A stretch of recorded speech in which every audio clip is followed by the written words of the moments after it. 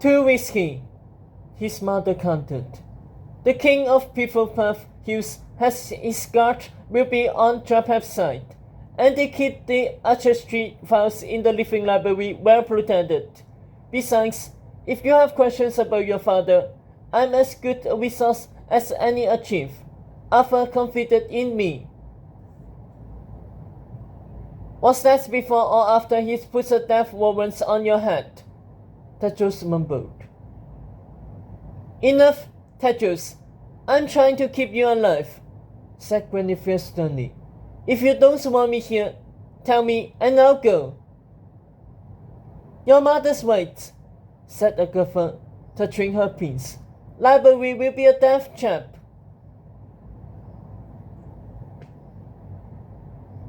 "So I'm still a fugitive, then," Tedros blistered, pulling away.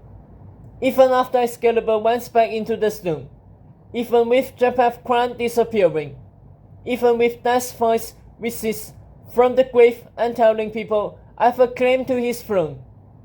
Pink spots colored his cheeks. "Surely some kingdoms will question who the king is now. Surely some leaders will figure out he's the snake.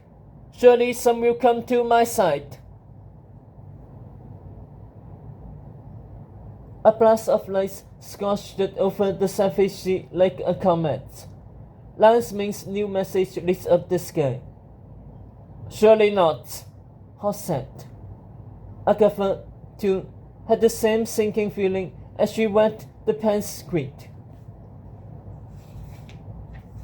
"Tedros thinks he can steal the crown, but the people know better. There is only one king. You're Ryan, the people's king. Together, we will win the tournament. For the lion. For the woods." "We?" said Tedros. "He's keeping the people on his side," Agatha realized it. "Before the tournament starts, people don't decide the winner. It's race. Someone finishes first." Her prince dismissed. "That's who Excalibur will crown." "We don't know the test, Tedros," said Agatha. "If the people are on his side, they might be able to help him with them. Then it's not just you against Drapev. It's you against the entire woods." "But that's cheating," Tedros said. "Excalibur won't crown a cheater." "It did once before," his princess pointed out. Tedros glared up at the snake's quid. "So I could play this test honest and fair and as the king, and still lose my head.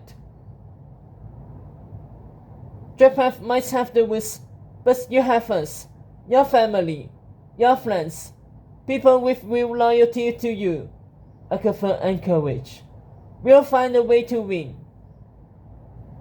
We just have to keep you safe until you do," Nicholas said to Tedros. "Tournaments or no tournaments, the snake's coming for your head."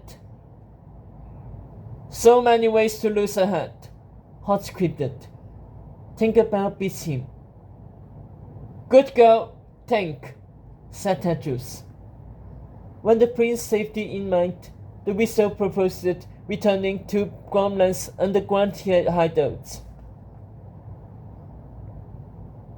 "Well, we will have to stay forever, because the snake screams will check us like last time and surround the slum over Gromland until we come out," said Nicola.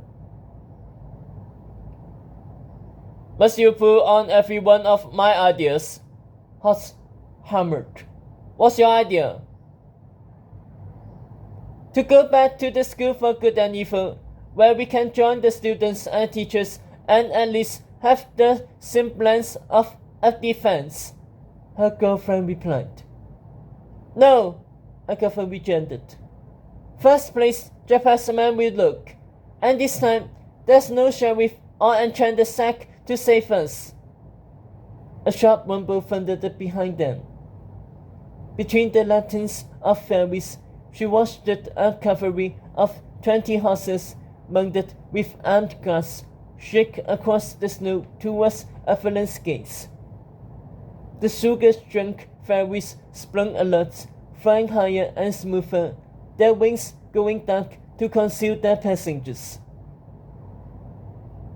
4 more minutes and we'll have been dead, Tedros breathed. Agatha felt no relief. Jeff's men were already on the hunt, which means Tedros didn't just have to win 3 tests against an insidious snake. He had to survive long enough to finish them. Her heart hesitated. If only she could do the test instead of him. If only she could protect him. She scratched the thought. Hadn't she learned her lesson about hijacking his battles? These were his tests, not hers.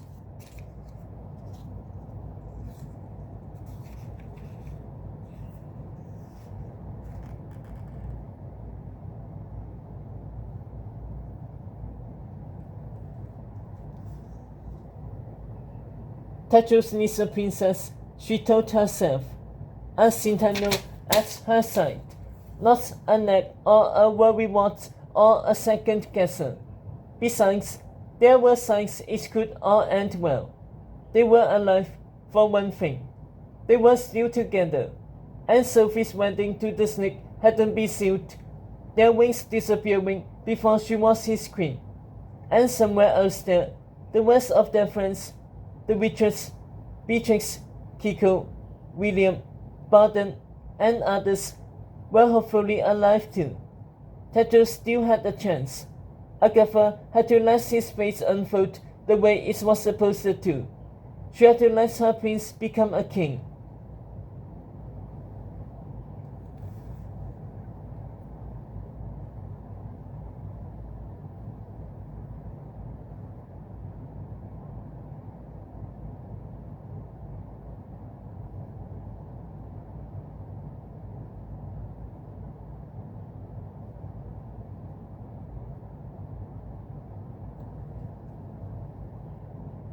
Giving Tedros full commando, who would have to wait.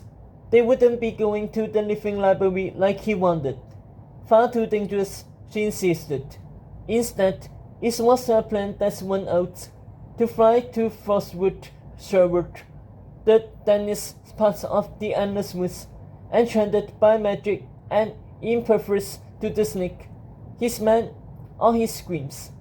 They could camp there until the first test was refuted, though Agatha hadn't the slightest clue how that would happen. Would Arthur's voice boom from the sky again? How do you win a race if you don't know when it starts? All they could do was wait, and Robin Hood's lair was the best place to do it. Plus, they'll be able to reunite with Robin, their last possible protector, since Lancelot and Sheriff was dead, along with Agatha's mother and Professor Sadler, Dufay and Lassos too, while Merlin had yet to resurface. Others didn't fare well in her fairy tale, Agatha thought grimly, glancing at Guinevere, one of the few left that stood against her son as the fairies flew them over Frostwood. And yet Guinevere didn't quite seem like an adult.